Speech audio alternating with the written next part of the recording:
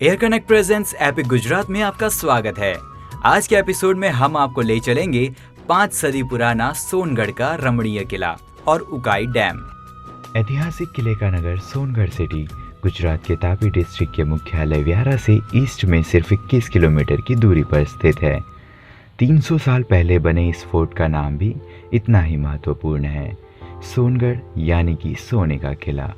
सोनगढ़ के एकल पर्वत की चोटी पर स्थित आलीशान फोर्ट को 1729 में गायकवाड़ डायनेस्टी के स्थापक प्रथम किंग पिलाजीराव ने बनवाया था, जो वडोदरा स्टेट के प्रजावत्सल राजवी महाराज सयाजीराव गायकवाड़ के दादाश्री थे।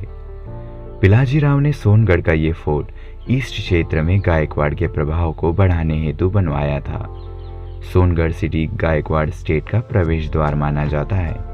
ये आज भी गुजरात और महाराष्ट्र के बॉर्डर पर है। सदियों पहले ये पहाड़ी असल में मेवासी भीलों के कब्जे में थी। महाराष्ट्र में सह्याद्री पर्वत श्रृंखला होने से वहाँ बहुत सारे फोर्ट हैं, जबकि गुजरात में पर्वतीय क्षेत्र कम और समतल भूमि ज़्यादा होने से सोनगढ़ जैसे किले बहुत कम हैं। पश्चिम में सूरत की ओर से आने वाले एवं पूर्व यानी महाराष्ट्र की ओर से आने वाले लोगों को मीलों दूर से सोनगढ़ का ये पर्वत तपस्वी की तरह योग मुद्रा में बैठा प्रतीत होता है। स्टेट हाईवे नंबर श53 जो कि सूरत के हजीरा से स्टार्ट होकर 1700 किलोमीटर दूर पारादीप पोर्ट उड़ीसा तक के हाईवे टच है। फोर्ट तक पहुंचने के लिए सोनगढ़ के देवजीपुरा से एक संकीर्ण रास्ता ऊपर की ओर जाता है। फोर्ट के मेन गेट से लगभग 100 कदम पहले से सीढ़ियां हैं, जो हार्ड स्टेप होने से बुजुर्ग के लिए मुश्किल है, लेकिन यंगस्टर के लिए ये एडवेंचर से कम नहीं है। इस भव्य प्रवेश द्वार से एंटर करते ही दाईं ओर सिर्फ 50 स्टेप्स ऊपर जाते ही दूसरा गेट आ जाता है। इस गेट के दोनों साइड बड़े बड़े बुर्ज हैं, जहां से दूर तक वॉच रखी जाती थी। फिर भी अगर दुश्मन गेट तक आ जाएं तो उनके ऊपर तीर कमान और गोलेबारी से हमला करने का पूरा उपाय किया जाता था। ये फोर्ट टोटली रूइन कंडीशन में है, लेकिन फिर भी उनके अवशेष भव्यता की गवाही दे रहे हैं। दूसरे गेट से अंदर आते ही लेफ्ट की ओर एक दरगाह है और राइट में भगवान शिव जी का प्राचीन मंदिर है। किले के मध्य भाग में एक महल होगा ऐसा प्रतीत होता है। यहाँ रहने वालों के लिए पानी संग्रह की पर्याप्त व्यवस्था की गई थी। यहाँ भूगर्भ टंकी और कुछ खुले कुंड भी हैं। इस फोर्ट को देख के अंदाजा लगाया जा सकता है कि ये लश्करी छावनी था, क्योंकि यहाँ पर सैन्य को रहने के लिए बड़े बड़े बंकर भी हैं। किले के ऊपर से उकाई डैम और थर्मल पावर स्टेशन स्पष्ट रूप से दिखाई देता है। किले की एक साइड से सोनगढ़ नगर का पिछला हिस्सा और मध्य भाग से शहर का मुख्य भाग दिखाई देता है। जर्जरित फोर्ट में खंडेराव का मंदिर, शिव मंदिर, अम्बे माता का मंदिर और अन्य देव देवी के जीर्ण स्थान मौजूद हैं। इस संकुल में महज 2 मुस्लिम धर्म स्थान भी है जो अच्छी कंडीशन में है। अंदाजा लगाया जा सकता है कि भीलों के बनाए हुए दुर्ग पर पिलाजीराव गायकवाड़ ने अपना अधिकार कर लिया और फिर पुराने अवशेष पर नया आर्किटेक्ट जोड़कर नया किला बनवाया होगा। 4 या 5 सदी पुराना ये किला समय समय पर अपना रूप और रुख बदलता रहा, लेकिन एक चीज सदियों के बाद भी कॉमन है, वो है इसका उपयोग। पहले भी इस किले का उपयोग लश्करी छावनी के रूप में होता था और आज भी यहाँ पर गुजरात पुलिस का कंट्रोल रूम है, जहाँ 24 घंटे पुलिस की मौजूदगी रहती है। 14 मई 1732 में पिलाजीराव की मृत्यु के बाद शायद उनके उत्तराधिकारी बने दामाजीराव ने इस किले को इतना महत्व नहीं दिया। इस वजह से ये किला बहुत जल्द खंडहर में तब्दील हो गया।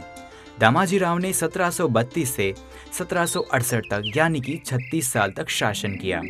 आज़ादी के बाद भारत संघ में विलीनीकरण के टाइम से बहुत राजाओं ने अपने राज्य के साथ अपने किले और महल भी राष्ट्र को समर्पित कर दिए थे, लेकिन कुछ राजाओं ने राज्य की प्रॉपर्टी को अपनी निजी संपत्ति मानते हुए अपने पास रख लिया। जो प्रॉपर्टी उपयोग में नहीं थी उसे फालतू करार देकर लावारिस छोड़ दिया गया। यही वजह है कि सोनगढ़ के फोर्ट में जाने के लिए रास्ते और सीढ़ियों की बात तो छोड़ ही दीजिए, एक अच्छी पगडंडी का भी हकदार नहीं रहा। सरकार देश भर में अनेक टूरिज्म साइट को विकसित कर रही है, जैसे कि स्टैच्यू ऑफ यूनिटी, अभ्यारण्य, रिवर फ्रंट, सरोवर, आइलैंड, अम्यूजमेंट पार्क वगैरह। निश्चित रूप से ये सब करना चाहिए, क्योंकि ये जरूरी और सराहनीय भी है, लेकिन अपने इतिहास और अपने धरोहर की भव्य गाथा अपने सीने पर अंकित किए विनाश की कगार पर खड़े पौराणिक किले, महल और मंदिर जीर्ण होते जा रहे हैं। उनका जतन करके विकसित करना चाहिए। ताकि हमें और हमारी आने वाली जनरेशन को ये विरासती कल्चर देखने को मिले। काफी हाइट वाले इस पर्वत पर पर्याप्त जगह भी है। अगर इसे डेवलप किया जाए तो यहाँ पर एक अच्छा स्पॉट उभर सकता है। निश्चित रूप से टूरिस्ट इस जगह को अपना डेस्टिनेशन बनाएंगे। किले की राइट एंड से बाहर की ओर देखने से बड़ी बड़ी पत्थर की खदान नजर आती है। पत्थर निकालने से हुए बड़े बड़े गड्ढे कुछ यूं दिखाई दे रहे हैं जैसे उल्का गिरने से तालाब बन गया हो। मॉनसून के सीजन में बारिश के पानी से भर चुकी ये सभी सुंदर बावड़ियां को नजदीक से देखने के लिए मन लुभाता है। सोनगढ़ से सिर्फ 5 किलोमीटर की दूरी पर पहाड़ी के बीच में तापी नदी के ऊपर गुजरात गवर्नमेंट ने एक बांध बनवाया है, जिसे लोग उकाई डैम के नाम से जानते हैं। सही में इसका नाम वल्लभ सागर है, जो शायद ही किसी को पता हो। लेफ्ट और राइट दोनों कैनाल से 14 मिलियन हेक्टेयर एग्रीकल्चर लैंड को पानी सर्वाइव किया जाता है और इस डैम से पूरे साउथ गुजरात को पीने के लिए आवश्यक पानी मिलता है। इस उकाई बांध का कंस्ट्रक्शन 1964 में शुरू हुआ था और 1972 में तैयार हुआ था। इस डैम की हाइट 345 फीट है। इसे बनाने के लिए लगभग 140 करोड़ रुपए का खर्च हुआ था। ये डैम एक बार पूरा भर जाए तो इसमें 6730 मिलियन क्यूबिक मीटर पानी का संग्रह होता है। इससे उकाई के डिस्चार्ज एरिया में आने वाले 500 से भी अधिक गांव और मेगा सिटी सूरत के पानी की ज़रूरत का 10 साल का निर्वहन हो सकता है। भारत के गिने चुने मुख्य डैम में उकाई यानी वल्लभ सागर भी आता है। ये डैम बनाने के 3 मुख्य उद्देश्य थे। इसमें से पहला इरिगेशन, दूसरा पावर जनरेशन और तीसरा फ्लड कंट्रोल, जो कि सबसे महत्वपूर्ण था। उकाई डैम सूरत सिटी से पूर्व की ओर 94 किलोमीटर दूरी पर स्थित है। देखने वाली बात यह है कि सूरत जैसी बड़ी सिटी को फ्लड से बचाने के लिए बना ये डैम खुद 2006 में सूरत के लिए आफत बन गया था। 5 दिन तक चली बाढ़ की वजह से सूरत में तबाही का तांडव मच गया था। 10,000 करोड़ का नुकसान, हजारों पशुओं की मौत देखते ही देखते हो गई थी। कहते हैं कि ये तबाही मानव सर्जित थी। इस बाढ़ से सूरत की 30 साल की खपत का पानी समुद्र में बह गया था। आज शांत और सौम्य दिख रही तापी कभी रौद्र रूप भी दिखाती है। बारिश के सीजन में जब डैम से पानी डिस्चार्ज किया जाता है, वो मूवमेंट देखने जैसी होती है। इस पूरे विस्तार में पानी की लहरें उड़ती हैं और ये उड़ने वाली लहरों से भीगने के लिए लोग आतुर रहते हैं। मॉनसून का ये नज़ारा देखने के लिए लोग दूर दूर से यहाँ आते हैं। इस डैम के 22 फ्लड गेट हैं, जो 1 से 50 फीट तक खोले जा सकते हैं। स्टेट गवर्नमेंट का सिंचाई विभाग इस जायंट डैम का संचालन करता है। उकाई डैम की मैनेजमेंट टीम में सूरत के कलेक्टर की भी अहम भूमिका रहती है। इसकी सिक्योरिटी हकदेत हाथ होती है। बांध के ऊपर जाने की अनुमति ऑथोराइज्ड पर्सन के सिवा किसी को भी नहीं होती। यहाँ का कोना कोना सीसीटीवी के सर्वेलेंस में रहता है।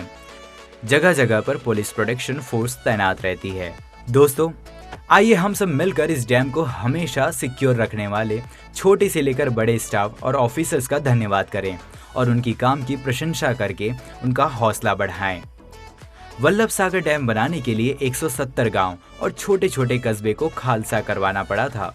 इसमें वाजपुर नाम का एक किला भी पानी में गर्क हो गया था।